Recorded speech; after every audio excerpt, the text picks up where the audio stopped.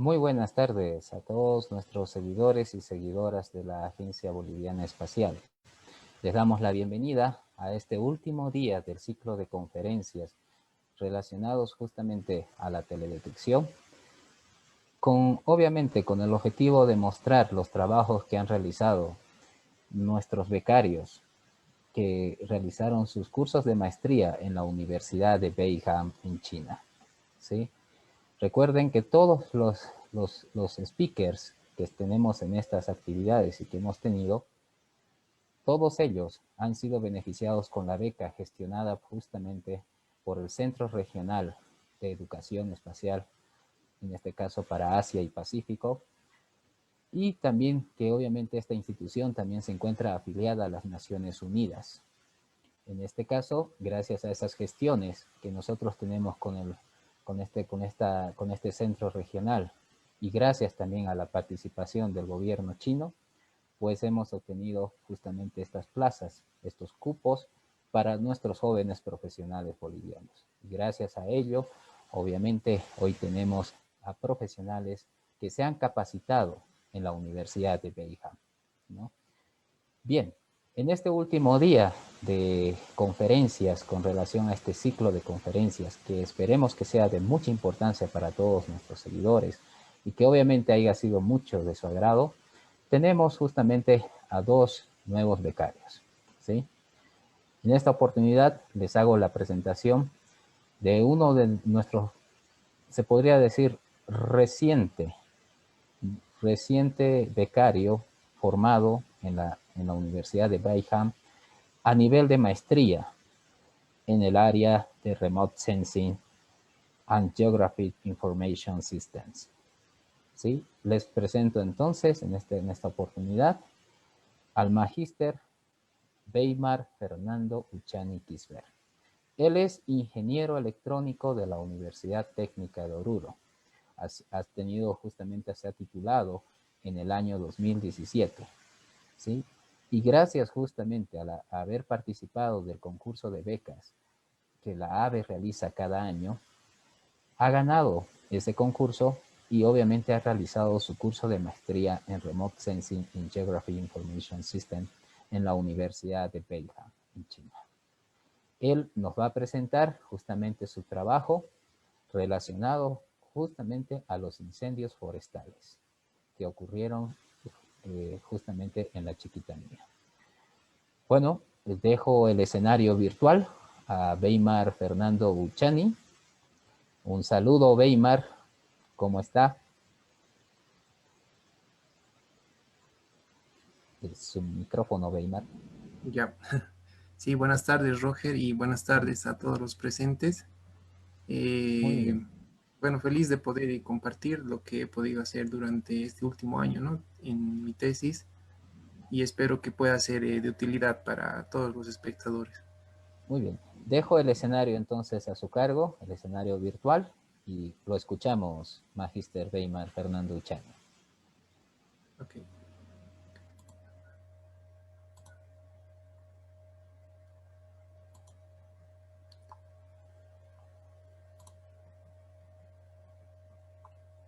Ya, Roger, quería por favor me confirme si se puede ver ya la presentación. Sí, se está observando.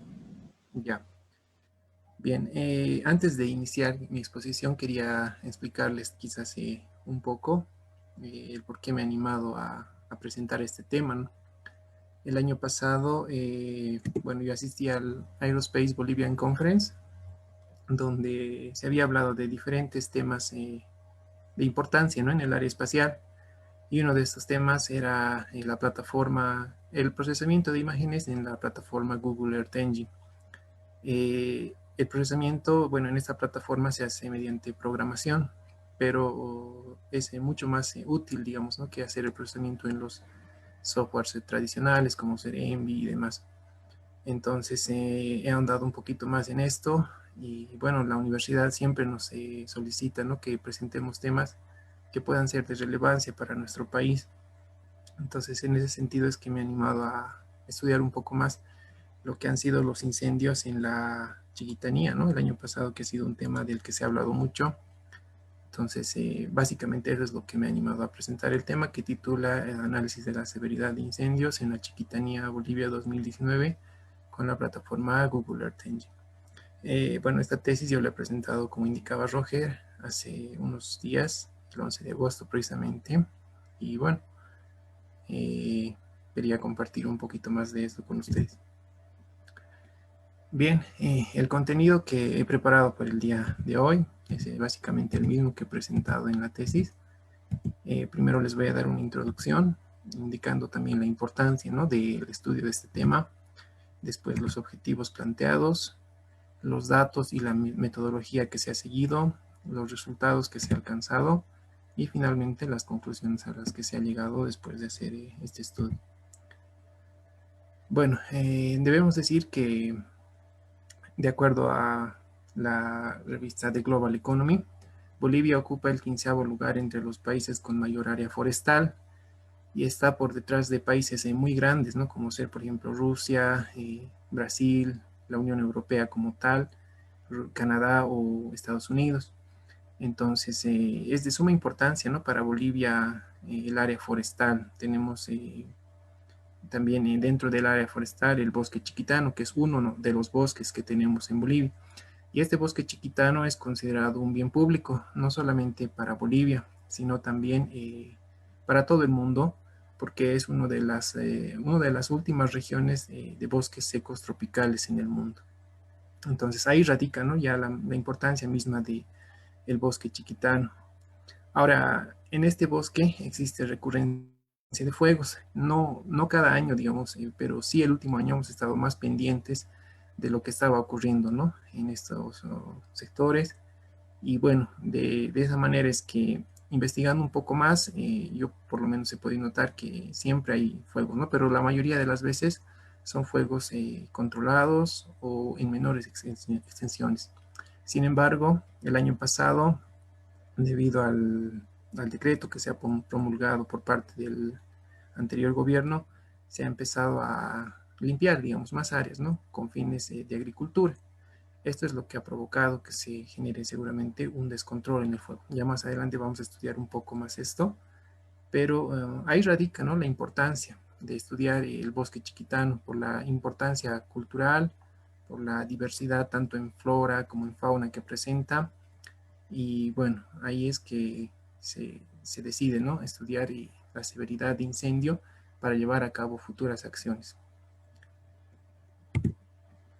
Haciendo una revisión de la literatura, se ha podido constatar que hay varios métodos para evaluar la severidad de los incendios, ¿no? Pero quizás los más conocidos son aquellos que están basados en el uso del índice espectral NBR, que es el Normalized Burn Ratio. Este índice NBR da lugar a otros índices que van a ser estudiados en las siguientes diapositivas, ¿ya? Después, la mayoría de los trabajos que se han llevado a cabo para estudiar la severidad de incendios han sido llevados en Estados Unidos y Europa, precisamente porque grandes áreas forestales se concentran, ¿no?, en el sector, por ejemplo, de España, de Grecia, de Estados Unidos, de Canadá también. Entonces, se tiene también aquí ciertos estudios, pero la mayoría de ellos han sido llevados en estas regiones. Ahora, también se ha determinado que no basta hacer una evaluación inicial, ¿no?, porque después del fuego existen cambios en la vegetación, en la cobertura del suelo. Entonces, por eso es que se decide hacer una evaluación inicial y extendida, ¿no? Eso es en muchos de los estudios. Y también se ha visto que hay factores que influyen sobre la severidad de incendio, como ser la topografía, los combustibles y el clima. Vale decir en este punto que los combustibles es el único parámetro, digamos, que puede ser controlado, ¿no?, por el hombre, porque después el clima y la topografía escapan de las manos de todas las instituciones, ¿no?, que estén interesadas en hacer el seguimiento de estos eventos. Y por último, se ha visto que hay estudios donde indican que el uso de la misión Sentinel-2 a través de su sensor MSI y también de la plataforma Google Earth Engine han demostrado ofrecer resultados bastante buenos para trabajar con este tipo de eventos, ¿no? porque pues, son capaces de procesar en conjunto grandes cantidades de información. Ahora la plataforma Google Earth Engine no solamente trabaja con datos de Sentinel-2, ¿no? Podemos trabajar con muchas otras emisiones, datos disponibles dentro de esta misma plataforma. Pero lo vamos a explicar eso en unos minutos. En ese sentido es que se han definido los objetivos. La investigación ha estado principalmente centrada en la evaluación inicial y extendida de la severidad del incendio, y por otra parte se ha tratado de hacer un análisis de la influencia del terreno y los factores climáticos. Para el seguimiento inicial se trata de determinar el impacto del fuego a través de los diferentes índices DNVR, RDNVR y RBR. Estos tres índices están basados en el NBR, que lo habíamos explicado en la diapositiva anterior, ¿no? Entonces, de estos tres, nosotros queremos determinar cuál es el más adecuado para las áreas de interés. Hay diversos estudios que indican que, por ejemplo, este es el más adecuado para cierta zona, o bien este es el más adecuado. Entonces, nosotros queremos determinar cuál sería el más apropiado para nuestra área de estudio, ¿no? ¿Y cómo se va a hacer eso? A través de la correlación que tengan los resultados obtenidos con estos índices con los datos de campo representados a través del CBI, que es el Composite Burn Index. Después, para la evaluación extendida, se pretende monitorear la recuperación de la vegetación para los meses posteriores al incendio y conocer la situación actual de las áreas afectadas a través de dos técnicas. Una es el análisis multitemporal de NBR y la otra es la evolución de los histogramas de píxeles, ¿no? Ver cómo está cambiando la vegetación, pero a través de histogramas basados en píxeles para los diferentes índices espectrales. Y por último, analizar la influencia del terreno y la contribución de los factores climáticos a través del uso de diferentes datasets, que los vamos a explicar a continuación. El área de estudio ha sido definido en función a la disponibilidad de datos. La Fundación para la Conservación del Bosque Chiquitano gentilmente nos ha provisto una investigación que ellos habían hecho, donde se estudian, ¿no?, estas tres áreas que son el Centro de Estudio de Bosque Seco Tropical Altavista, el área natural de manejo integrado Laguna Marfil y el área de conservación e importancia ecológica Ñembiguazú. Están todas localizadas dentro del bosque modelo chiquitano, denominado así también por otra investigadora de la Fundación para la Conservación del Bosque Chiquitano. Entonces, este es el Centro Altavista, este es Laguna Marfil y esto es Ñembiguazú, ¿no? Entonces, todas ellas están localizadas dentro del departamento de Santa Cruz. Y bueno, son diferentes en extensión, ¿no? Aquí ya podemos ver la diferencia. Este es un área mucho más extensa. Entonces, se han recolectado los datos para estas tres áreas y en función a esos datos es que se ha elegido, ¿no? Porque algo importante cuando realizamos los trabajos de remote sensing es los datos de campo, ¿no? Siempre hay que tener una validación a través de los datos de campo. Entonces, básicamente ese ha sido el criterio para elegir las áreas de estudio. Y ya en un primer pantallazo nosotros podemos ver cómo estaba la situación en el año 2019. Este, por ejemplo, es el área de Ñembiguazú, ¿no? Esta es una situación normal en los meses aproximadamente de mayo y junio. El área es, como pueden ver ustedes, está verde. Sin embargo, en los meses de junio, julio, en 2019 presentaba esto, ¿no? Aquí todavía no ha ocurrido ningún incendio. Sin embargo, se puede ver que hay sequía, ¿no?, a través de una imagen de Sentinel-2 también. Y esta es la situación post-fuego, donde ya podemos reconocer las cicatrices que ha dejado el incendio. Entonces, ya preliminarmente podemos decir que ha habido sequía, ¿no?, en el área, pero ya más adelante vamos a demostrar cómo realmente ha sido esta situación. Después, acá tenemos algunas características que han sido extraídas de la memoria técnica de mapa de bosques, elaborada por el Ministerio de Medio Ambiente y Agua, donde nos indican algunos parámetros para estas tres áreas de estudio, ¿no? Tienen, en algunos casos, vegetación parecida, la temperatura es entre los 20 y 30 grados, son áreas calientes, digámoslo así. La precipitación también varía desde 500 a 1500 o incluso a 2000 milímetros. Después la altitud también, ¿no? Varía desde los 100 hasta los 600 metros aproximadamente. Y como ya lo habíamos mencionado, el área Alta Vista es mucho más pequeña que el área de Laguna Marfil y esta a su vez más pequeña que Ñemby Guazú. Ya. Entonces, el marco metodológico, la metodología como tal que se ha seguido en este caso, consta de tres partes, ¿no? Primero es la evaluación inicial, la evaluación extendida y finalmente el análisis de los factores que han influido. En la evaluación inicial, como se había mencionado ya, se trata de obtener una imagen previa al incendio y una imagen posterior al incendio. Eso también podía haberse hecho extrayendo una imagen, ¿no? Una imagen como tal, descargar una imagen de las plataformas de Sentinel-2, por ejemplo, y ya podía haberse solucionado el problema. Sin embargo, aquí muchas veces se presenta el problema de las nubes. Entonces, ahí se aprovechan las fortalezas de Google Earth Engine, que tiene códigos ciertamente para eliminar las nubes de las imágenes, pero que no son perfectos. Entonces, a eso hemos apoyado utilizando la composición, ¿no? De varias imágenes. En este caso, hemos utilizado la mediana para obtener un compuesto de varias imágenes que ya ciertamente elimina las nubes, porque la mediana toma el píxel que más veces se repite, ¿no? Para una misma posición, y generalmente este píxel no va a ser una nube. Entonces hemos tenido imágenes limpias, pero obviamente no es una sola imagen, ¿no? Sino es una composición de imágenes. Y posterior a eso se ha obtenido el pre-NVR, que es la imagen previa al incendio, y el post-NVR, que es la imagen posterior al incendio.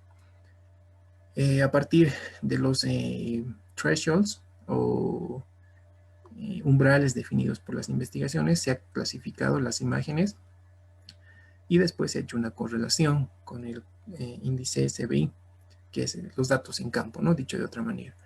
Y a través de esa correlación se ha podido definir cuál de estos sería el más apropiado, ¿no? Para nuestra área de estudio. Básicamente eso es el Initial Assessment. La evaluación extendida consta de varias técnicas, ¿no? Primero hemos hecho, por ejemplo, un análisis multitemporal de NVR. En este caso, igual, para todos los casos hemos ido extrayendo NVR y hemos visto cómo va evolucionando a lo largo de los meses, partiendo ya inclusive desde años previos. Y vamos a ver cómo este valor cae, ¿no? Los meses de los incendios. Después se ha hecho otra técnica que sería se ha seguido otra técnica que sería la elaboración de histogramas. En este caso, hemos extraído el pre-NVR y hemos extraído post-NVR para diferentes meses. Por ejemplo, para octubre, que ya es posterior al incendio, ¿no? Para febrero de este año y para mayo de este año. Y a través de eso podemos ver cómo han ido evolucionando, ¿no? Las técnicas. O cómo han ido evolucionando, mejor dicho, los píxeles para esta técnica. Y así se ha hecho el seguimiento de cómo la vegetación ha ido evolucionando. Ahora, adicionalmente, también se ha hecho un análisis para comparar el incendio de 2019 con incendios de años anteriores. Eso se ha hecho a través del producto MCD64, que es un producto de Modis, y nos ha permitido ver que 2 años habían sido principalmente los más afectados, ¿no? Uno era el 2010 y otro era el 2009. Entonces se ha hecho una comparación para saber cuál ha sido la causa de que 2019 sea un año tan mediático, digamos así, ¿no? Entonces eso se ha hecho en el análisis extendido. Y por último, en el análisis de factores topográficos y climáticos, se ha tomado en cuenta la elevación, ¿no? Que viene de una misión bueno, que es un radar, básicamente, que ha ido tomando datos, ¿no? De alturas para todo el mundo. Entonces nosotros hemos extraído para nuestra área de interés, hemos dividido nuestra área en alturas de diferentes rangos, por ejemplo, unas que sean menores a 200, entre 200 y 300, 300 y 400, y mayores a 400. Entonces se ha hecho el conteo de píxeles y se ha determinado cuáles eran las áreas que habían sufrido mayores niveles de severidad. Y en el caso de los factores climáticos, se ha ido viendo a través de series multitemporales cómo estos han ido evolucionando, ¿no? A lo largo de varios años, pero se ha ampliado también el análisis un poquito para este último año, ¿no? El 2019. Y se ha visto cuál era la diferencia, ¿no? Del 2019 comparado con años anteriores.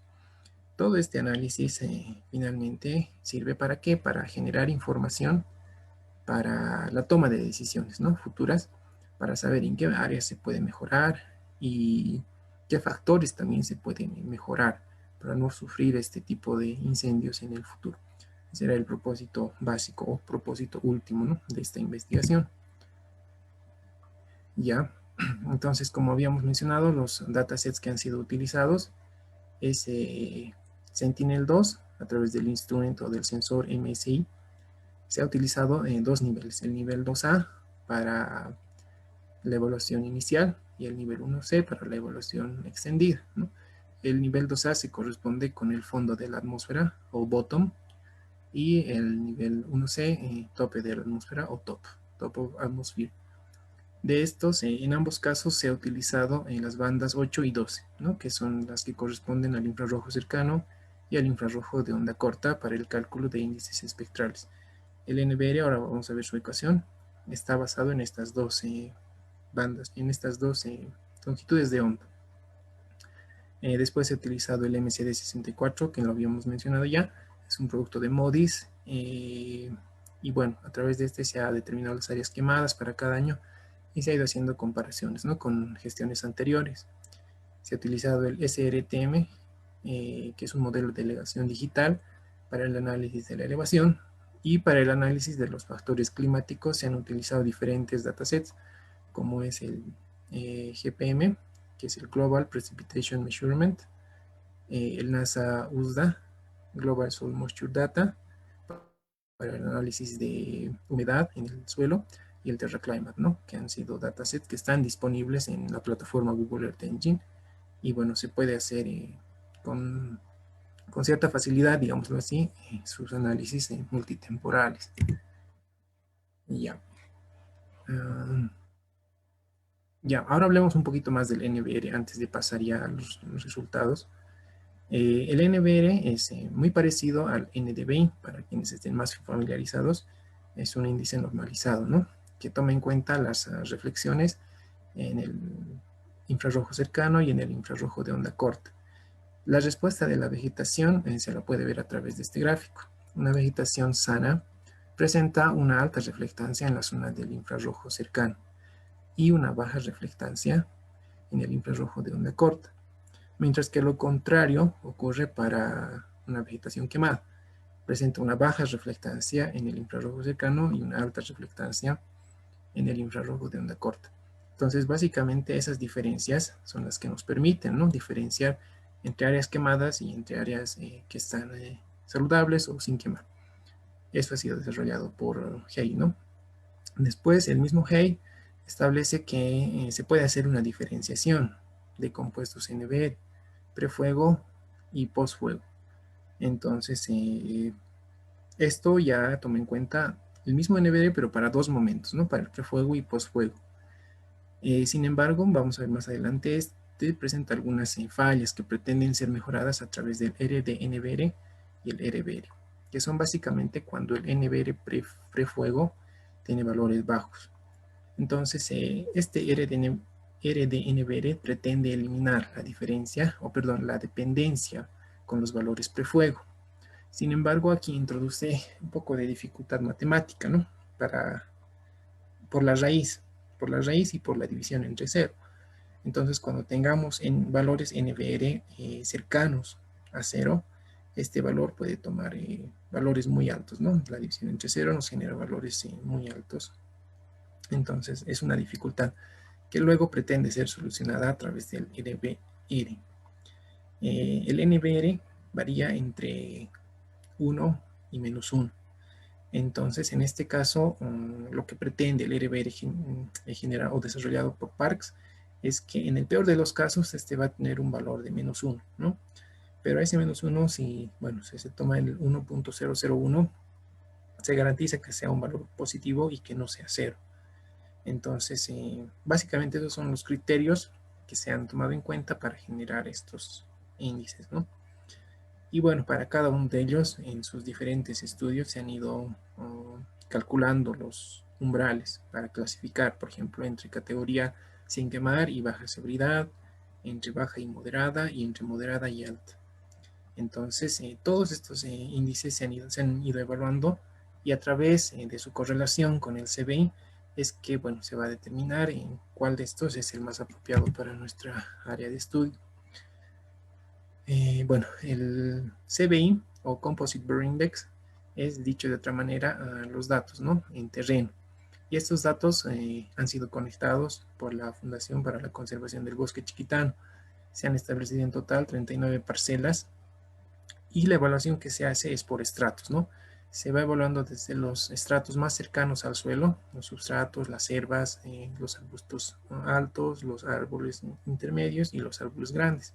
Entonces estos son los que están más cercanos al suelo, y aquellos, los que, bueno, estos son los que están más alejados del suelo. Y bueno, se hace una evaluación de cada uno de estos, se asigna un puntaje, y el promedio de todos estos se establece, ¿no?, como valor final para cada una de estas parcelas. Y es así que se han obtenido estos valores, ¿no?, para las 39 parcelas que han sido evaluadas. Ahora, estas evaluaciones en terreno no siempre van a coincidir con el centro de un píxel, ¿no?, que ha sido calculado mediante los índices espectrales. Entonces, la correspondencia se hace a través del método de interpolación bilineal, ¿no? Una vez hecha la interpolación bilineal, ya se puede hacer la correspondencia tanto para los valores espectrales como para los valores en campo. Acá podemos ver, por ejemplo, algunas de las imágenes presentadas en ese estudio, ¿no? Esta, por ejemplo, es un área que tendrá mayor puntaje, ¿no?, porque vemos que las áreas cercanas al suelo están dañadas, y también las ramas, los arbustos y más. Bueno, esto también tendrá un valor poco menos, porque presenta todavía vegetación, si bien el suelo está dañado, pero las partes superiores no están así dañadas, ¿no? Y así para las 39 parcelas. Ahora, el tiempo de medición de este Composite Burn Index ha sido, por ejemplo, el 7 y 8 de octubre para Altavista, del 23 al 26 de octubre para Laguna Marfil, y del 18 al 20 de diciembre para Ñamiguas. Y ya, el procesamiento en Google Earth Engine también es algo interesante, porque puede, o porque tiene la capacidad de trabajar con grandes cantidades de datos raster. Estos datos raster, si nosotros lo trabajamos con algún software convencional, bueno, si descargamos las imágenes como tal, pueden pesar 1 o 2 gigas, no hay límite, digamos, ¿no? Depende de la extensión que nosotros vayamos a utilizar. Sin embargo, en Google Earth Engine no necesitamos en principio descargar, ¿no? Lo único que tenemos que hacer es programar la imagen que queremos, la extracción de los datos que queremos, y varios análisis pueden ser ejecutados al mismo tiempo. Entonces esto reduce mucho el tiempo de procesamiento, ¿no? Además, que lo que se haga acá puede ser exportado a otras áreas de estudio. Si nosotros, digamos, quisiéramos hacerlo en un software convencional, este análisis tendría que ser exclusivamente para esta área. Y si yo quiero hacer para otra área, digamos en Pando o en Beni, tengo que descargar las imágenes para esa área de estudio. Entonces, toma mucho tiempo, toma más tiempo el procesamiento también. Y bueno, las capacidades que se requiere de la computadora son altas, ¿no? Entonces acá es como si estuviéramos usando los servidores de Google, y por lo tanto el tiempo de procesamiento es mucho más rápido, ¿no? Ya, entonces los resultados que se han obtenido con todo esto, primero es la detección de áreas quemadas. Se ha podido ver, ¿no?, que en 2019 hemos tenido áreas, o muchas más áreas quemadas que los años anteriores. Acá, por ejemplo, tenemos para 2018, 17 y 16. Y hemos hecho igual para varios años. Y hemos visto que que el año 2010 ha tenido un mayor número de áreas quemadas, ¿no?, comparándolo con el 2019. Entonces se ha hecho la comparación entre estos 2 años, y se ha hecho la comparación por meses. Por ejemplo, acá en 2010, este cuadro que está con azul corresponde al periodo que va de enero a julio. Luego, este que está con naranja a agosto, el que está con plomo a septiembre, y el amarillo corresponde de octubre a diciembre. Entonces, en ambos años se puede identificar que el periodo más crítico son los meses de agosto y de septiembre. Sin embargo, en 2010 lo que se puede ver es que ha habido una disminución, ¿no?, de las áreas quemadas. Si bien ha habido un gran número de áreas quemadas en agosto, ya ha disminuido bastante para septiembre. Eso no ha pasado en 2019, ¿no? Hemos tenido áreas quemadas en agosto y se ha mantenido casi el mismo número de áreas quemadas, es decir, el fuego se ha expandido a otras regiones, lo que nos permite concluir que este año 2010 ha habido ayuda de la lluvia para mitigar los fuegos y también podrían haberse hecho mejores trabajos de mitigación de incendios por parte de las instituciones, ¿no?, encargadas de esta tarea. En cambio, este año puede que haya habido una demora para empezar de parte de las instituciones, pero como se va a mencionar más adelante, no ha habido tampoco ayuda de la lluvia, ¿no?, en la mitigación de los incendios. Entonces, básicamente, hemos tenido 2 meses intensos de fuego, ¿no?, que podrían quizás haberse mitigado, pero por el contrario se han expandido. Ahora, haciendo el mapeo de áreas quemadas, se puede identificar que el área más dañada ha sido el área número 3, ¿no? Estas son las 3 áreas que hemos estudiado. Quien ha presentado mayores niveles de severidad es el área de Ñembyguazú, ¿no? El rojo representa high severity o severidad alta. Y bueno, quien ha sido menos dañada ha sido el área 1, ¿no? Entonces,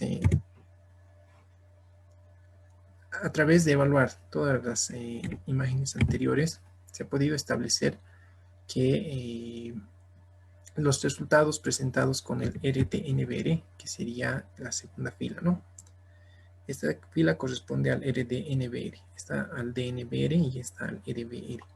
Entonces, los resultados presentados por el DNBR generalmente eran los más bajos, ¿no? Se ha presentado, no significa bajos valores de severidad, sino comparativamente los valores de severidad más bajos, comparando con los otros dos índices, ¿no? Y quien ha presentado los valores de severidad más altos es el RDNBR. Entonces, esto se concluye que se debe a los bajos valores pre-NBR, es decir, a la sequedad que había previa al incendio. Y este cuadro nos explica por qué, ¿no? Acá, por ejemplo, tenemos una situación donde tenemos un bajo pre-NBR, ¿no? Y aquí tenemos un alto pre-NBR. En ambos casos se está sufriendo severidad alta del incendio, pero fíjense, tenemos esta situación después del incendio y tenemos esta otra, donde el NBR, por ejemplo, vale 25 y el NBR vale 50. Si hacemos la diferencia de estos dos, vamos a tener un DNBR de 375, ¿no? Y acá vamos a tener un DNBR de 750, porque acá tenemos 850. Entonces, ambas situaciones están más o menos igual dañadas, pero en este caso, este índice muestra más por la situación prefuego, ¿no? Y como nosotros, cuando tenemos bajos valores de pre-NBR, tenemos sequedad, entonces esa es la causa, ¿no?, por la cual este valor haya presentado bajos valores comparativamente respecto a los otros. Y esto mismo ha repercutido en el RDNBR, ¿no? Cuando tenemos bajos valores de pre-NBR, no sé si recuerdan la ecuación con la raíz cuadrada, entonces ese valor se hace muy pequeño, ¿no? Y al dividir entre un valor muy pequeño, obviamente el resultado se hace muy grande. Entonces eso mismo podría haber afectado, ¿no? Acá estas son tablas para constatar simplemente que quien ha presentado los valores más altos de severidad es el RDNBR para las 3 áreas y el DNBR ha presentado los valores más bajos. Ya, después para hacer una correlación como tal a través de métodos estadísticos hemos seguido 2 métodos. Primero es el coeficiente de correlación de Pearson y el coeficiente kappa, ¿no? El coeficiente de correlación de Pearson simplemente ha medido la correlación lineal entre ambas, ¿no? Que serían, entre ambas medidas, que serían el CBI y serían los valores de los índices espectrales. En este caso estoy mostrando en esta gráfica para el RBR. Y la correlación, o nivel, perdón, el nivel de acuerdo habría estado medido a través del índice de kappa, ¿no?, que es la concordancia que hay entre los factores, entre los dos indicadores, el espectral y el medido en campo. Teniendo los resultados de eso, hemos determinado que el que mejor coeficiente de Pearson tenía es el RBR y el que mejor coeficiente de capa tenía es el DNBR. Esto, sin embargo, después de un análisis se puede determinar que se debe básicamente a la diferencia, ¿no?, de tiempos en los cuales los datos de campo han sido colectados. Para cuando han sido colectados los datos de campo ya había una diferencia de tiempo. Entonces, los índices espectrales han sido calculados para periodos cercanos a los incendios. Entonces, por eso es que se ha dado, ¿no?, quizás esta diferencia para el coeficiente de capa. Ya, después la evaluación extendida, como habíamos mencionado, se ha hecho con dos técnicas. Una era la elaboración de histogramas de píxeles. Se ha elaborado los histogramas para diferentes periodos, partiendo de octubre, también febrero y mayo de este año. Entonces, fíjense ustedes, acá se muestra un desplazamiento, ¿no?, de los píxeles. Esta zona correspondería a zonas de mayor severidad. Esto es para octubre.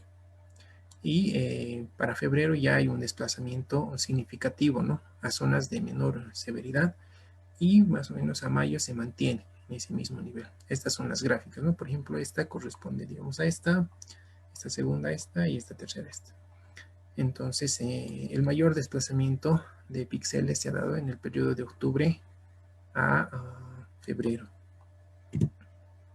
También se ha hecho el análisis multitemporal, ¿no?, con el cual se ha podido verificar que igual el mayor desplazamiento de valores de NBR se ha dado para el periodo que más o menos va desde octubre, ¿no?, hasta enero, febrero de 2020. Entonces, incluso con esta gráfica se puede ver hasta qué nivel corresponde a valores de sequía, ¿no?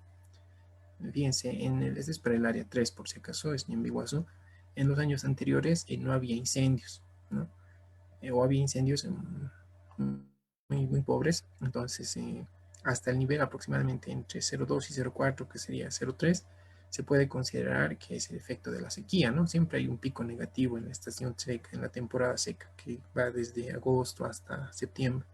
Pero ya en el año 2019 se puede ver cómo este pico ha descendido hasta niveles mucho más bajos, ¿no?, que muestran la severidad también del incendio. Luego se ha hecho el análisis de la influencia de los diferentes factores que podrían haber afectado, entre ellos la elevación.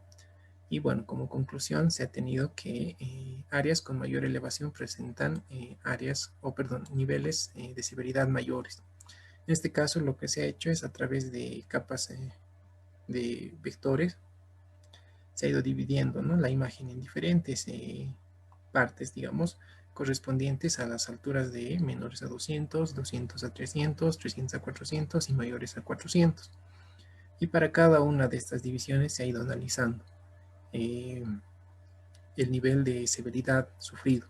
Entonces se ve que las áreas menores, que con una altitud menor a 200 metros han sufrido niveles de severidad menores. El azul corresponde a severidad alta, el naranja moderada, el plomo a baja y el amarillo a áreas no quemadas. Entonces, para alturas menores a 200 se ha tenido bajas o bajos niveles de severidad, y lo contrario va pasando cuando tenemos alturas mayores, ¿no?, que han sufrido mayores niveles de severidad. Entonces, bueno, a partir de este análisis ya se ha hecho solamente para el área 3, ¿no?, que es el área más grande en función a la superficie. Después también se ha ido evaluando los factores climáticos. Acá, por ejemplo, podemos ver la evolución de la precipitación, ¿no? Normalmente, esto es un análisis que ha ido desde el 2010 hasta el 2019. Se tiene, ¿no?, picos secos, es decir, picos donde hay poca o baja precipitación. Pero en 2019 se ha tenido no un pico, ¿no?, sino toda una curva, ¿no? Eso quiere decir que ha sido un año especialmente con baja o poca precipitación. Acá podemos ver un poco más ampliado cómo ha sido eso, ¿no?, comparando, por ejemplo, con 2018. Entonces, normalmente este periodo de sequía o de baja precipitación iba de junio a agosto, a inicios de agosto, pero en 2019 ha ido de junio hasta inicios de octubre, ¿no? Lo que podría, bueno, haber permitido la propagación del fuego por una parte, y también que no haya ayudado, ¿no?, a la mitigación del mismo. Eso mismo se ve reflejado cuando nosotros estudiamos la humedad superficial, la humedad del suelo. Entonces se puede ver que sí ha habido picos de lluvias, ¿no? Pero que el periodo con humedad baja ha sido mucho más extenso que en los años anteriores. Acá, por ejemplo, estamos haciendo la comparación del año 2018 y 2019, ¿no? Que está ampliado en esta parte. Entonces, el tener niveles bajos de humedad obviamente facilita la propagación del fuego, ¿no? Porque tenemos un terreno seco. Y ya también lo mismo o la misma tendencia se ve reflejada en el índice de sequía, que nos muestra, ¿no?, cómo ha ido evolucionando. El índice de sequía de Palmer considera valores de extrema sequía aquellos que están por debajo de -3. Entonces, en este caso, podemos notar, ¿no?, cómo un periodo tan largo, en 2019, ha estado seco.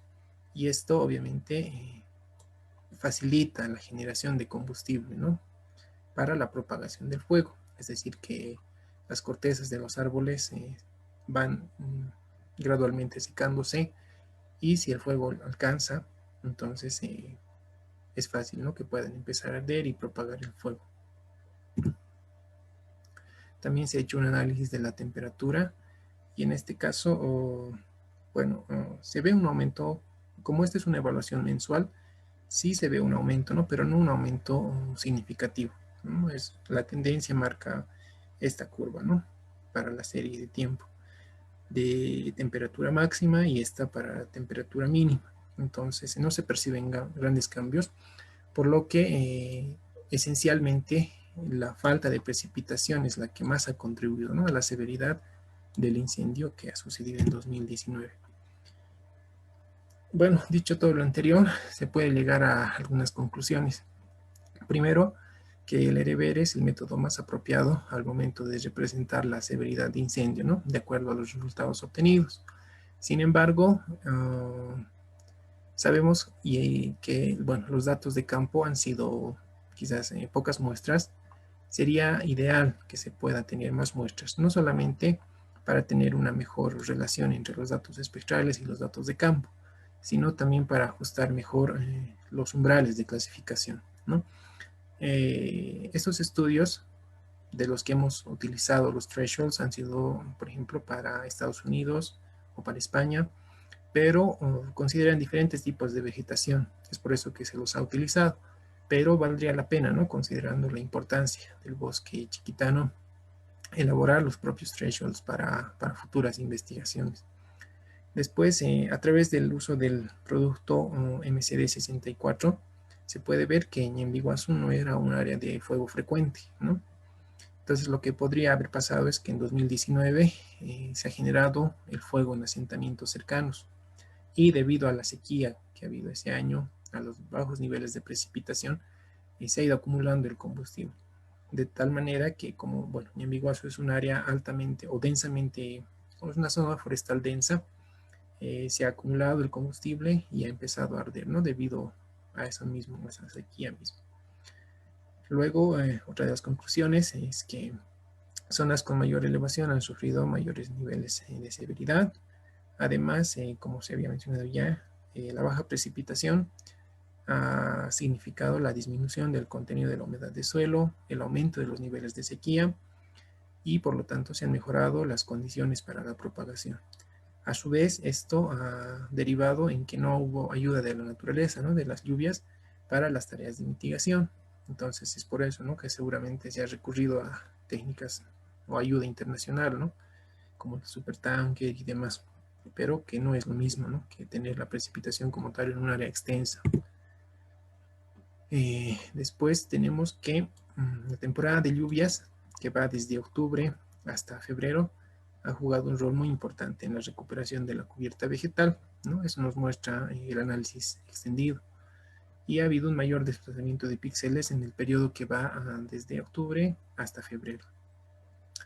Después también se puede decir que el uso de Sentinel-2 es aconsejable para este tipo de análisis por su resolución temporal, que permite una respuesta rápida, pero también por su resolución espacial, ¿no?, que permite trabajar con incendios de áreas más pequeñas que otros sensores, ¿no? Por ejemplo, Landsat, digamos, tiene una resolución espacial mayor.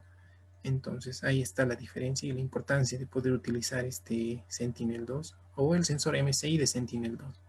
También el uso de Google Earth Engine ha permitido ahorrar en mucho tiempo y recursos en el procesamiento de imágenes. Bueno, finalmente también se puede mencionar que el uso de MCD64 puede ayudarnos a determinar áreas propensas al fuego, ¿no? Haciendo una evaluación año a año, podemos determinar cuáles son las áreas que son más propensas a sufrir incendios, ¿no? Y qué aspectos se pueden mejorar, o sea, cuáles son los aspectos críticos a mejorar. Por ejemplo, se puede hacer, digamos, análisis para establecer cortafuegos, ¿no? En estas áreas, de tal manera que, bueno, la severidad que se experimente después sea menor o, bueno, se puede evitar finalmente. Pero para eso también hay que hacer análisis del viento y demás. Pero ya nos da una idea, ¿no? De cómo se puede proceder en adelante. Bueno, eso ha sido todo y gracias, ¿no? Por su atención. Muchas gracias, Magister Weimar Uchani. Bueno, muy interesante el trabajo realizado justamente con relación al tema de incendios forestales y sobre todo con relación a este factor denominado severidad, ¿no? Y muy explicativa su exposición justamente con relación a los diferentes parámetros que usted ha usado para realizar los análisis correspondientes de su tesis. Bien, ahora pasaremos a la parte de preguntas. Justamente tenemos algunas preguntas que quisiéramos hacerlas para que nuestro público asistente obviamente pueda digamos, también escucharlas y tal vez alguna de sus interrogantes también sean resueltas, ¿no? La primera pregunta que le voy a hacer, Magister, es lo siguiente. Aparte del Sentinel-2, obviamente del uso de estas imágenes del satélite Sentinel-2, ¿existe alguna otra misión que se pueda utilizar para hacer la evaluación inicial y extendida de severidad de incendio? ¿Qué ventajas o desventajas habrían si se usa imágenes de otra misión? Lo escuchamos. Ya, sí hay otras misiones, ¿no? Que podríamos considerar cuando hacemos el análisis de severidad. Por ejemplo, la misión Landsat 8 a través de su sensor OLI, que también tiene las bandas del cercano infrarrojo y del infrarrojo de onda corta. Pero hay que tomar en cuenta las características de resolución espacial y temporal. El Landsat 8 tiene una resolución temporal menor de 15 días, entonces es un tanto más esperar, digamos, ¿no? En ese sentido. Ahora también su resolución espacial es menor, es de 30 metros. Con Sentinel-2 nosotros podemos alcanzar hasta 10 metros, ¿no? Entonces, en ese sentido, también Landsat puede cubrir nuestras necesidades, pero si nosotros consideramos incendios en áreas pequeñas, tendríamos ya ahí una desventaja. Sin embargo, también, por ejemplo, Landsat tiene algunas ventajas, especialmente si nosotros consideramos la plataforma Google Earth Engine. Landsat puede o ya tiene algoritmos diseñados para la remoción de nubes, ¿no? Entonces es mucho más fácil, digamos, aplicar el código cuando trabajamos con Landsat. Sin embargo, creo yo, por sobre todo, Sentinel-2 sería el que tenga las mejores características para trabajar en este tipo de aplicaciones. Muchas gracias por su respuesta. Ahora tenemos otra consulta adicional, ¿no? Eh, ¿Por qué hay esa diferencia entre los niveles 2A y 1C del Sentinel-2 para la evaluación inicial y extendida del término de severidad de incendios? Ya, la diferencia de entre, digamos, los niveles 1C y 2A es básicamente el nivel de procesamiento. El nivel 1C está procesado hasta el nivel top of atmosphere o tope de la atmósfera. Entonces tiene corrección geométrica, tiene corrección radiométrica, pero no corrección atmosférica. Ese, digamos, el nivel 2A incluye, además de las dos anteriores, la corrección atmosférica. Entonces, bueno, lo ideal en ambos casos hubiera sido trabajar con el nivel 2A, ¿no? pero el nivel 2A está disponible en Google Earth Engine a partir del año 2018. Entonces, básicamente por eso se ha optado por tomar el 1C para el análisis extendido, ¿no? Sin embargo, a partir del nivel 1C, nosotros por nuestra cuenta podemos obtener el nivel 2A. Hay una herramienta que está diseñada para trabajar con imágenes Sentinel, que es la herramienta SNAP de la Agencia Espacial Europea, sí, y a través de su herramienta Centucore podemos obtener las imágenes 2A. Sin embargo, como el propósito también de la tesis era el uso de Google Earth Engine, nosotros hemos optado por utilizar 2A, que es el mejor, digamos, para el análisis inicial, y el 1C, que tiene las prestaciones suficientes para realizar un análisis extendido. Ok, muchas gracias por su respuesta. Y bueno, finalmente, una curiosidad que tenemos es que ¿existe alguna plataforma china con similares prestaciones como el Google Earth Engine? Sí, bueno, el año pasado nosotros habíamos asistido, bueno, los becarios, ¿no? Habíamos asistido a un seminario de una empresa llamada Supermap. Esta empresa es, digamos, el equivalente chino de Esri, ¿no? Que distribuye diferentes productos para el análisis de imágenes. Entonces ellos también tienen su plataforma Big Data, pero la diferencia con Google Earth Engine es que esta plataforma es de pago. Obviamente debe tener algunas prestaciones más, ¿no? Porque lo que nosotros, o lo poco que nosotros podíamos saber, que vimos el año pasado, era que, por ejemplo, en esta plataforma se puede hacer análisis 3D, ¿no? Se puede construir, por ejemplo, ciudades y demás para realizar un análisis espacial un tanto más detallado. Existe, pero en resumen es de pago, ¿no? Por eso es que la mayoría, digamos, de los proyectos en la investigación he podido ver que cuando se quiere trabajar con grandes cantidades de datos son desarrollados en Google Earth Engine. Muchas gracias, Magister Weimar. Eh, Ahora, simplemente ya para finalizar con su participación en este ciclo de conferencias, además de agradecerle de antemano por la participación y demostrarnos obviamente a la comunidad boliviana y a nuestros seguidores de la Agencia Boliviana Espacial justamente el trabajo que usted realizó, me gustaría mucho que usted también le pueda, digamos, hablar al público y, y explicarles un poco acerca, obviamente, de por qué ha sido tan importante para usted hacer una maestría en la Universidad de Beijing en China. Y también le solicitaría si puede invitarlos también a que se postulen el próximo año en la próxima versión de las becas MASTA. Ya, bueno, el realizar una maestría ya en China tiene muchas ventajas. Creo que se puede estar en contacto permanente, digamos, con los supervisores.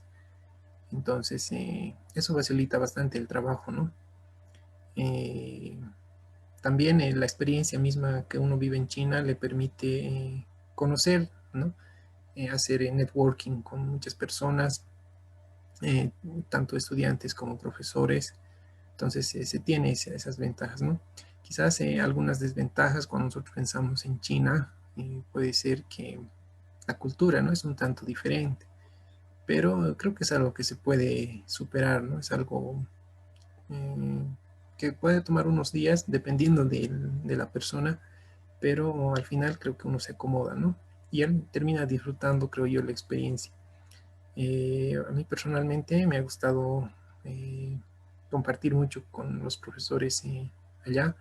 Creo que hay una cultura, ¿cómo podría decirlo? Un tanto más cercana hacia el alumno, ¿no? Uno puede ir y consultar y libremente, no hay que esperar tanto, digamos, al horario de oficina. Entonces, los profesores están dispuestos a recibir las preguntas.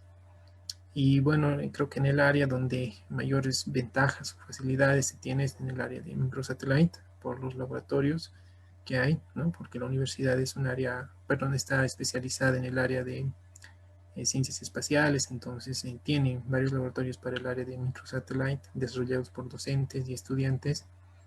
Entonces, eso es bastante conveniente, ¿no? Poder ver, quizás es algo muy difícil, ¿no? Que uno podría hacerlo acá. Entonces, sí, los recomendaría. Y animo, ¿no?, a los estudiantes a que puedan postularse a estas becas. Son 2 años, los exámenes, matemática, física, un poco de ciencias espaciales, y bueno, son elementos generalmente básicos, ¿no?, de la ingeniería. Creo que todos podríamos postular y es una invitación abierta para todos, ¿no? Sin restricciones, sin Mu- favoritismos. Exacto. Muchas gracias, Magíster Weimar. Eh, Primeramente felicitarlo a usted por haber obtenido recientemente el título de máster de la Universidad de Beijing en el área de Remote Sensing. Y bueno, de antemano nosotros le quedamos muy agradecidos por parte de la Agencia Boliviana Espacial nuevamente. Y bueno, será hasta otra oportunidad que podamos, digamos, realizar alguna actividad con su persona. Que tenga muy buenas tardes. Y gracias, Roger, y gracias a todos por haber escuchado. Espero les haya sido de alguna utilidad. Bueno, también con el deseo, ¿no?, de poder contribuir después en futuras actividades. Okay. Muy bien, entonces continuamos.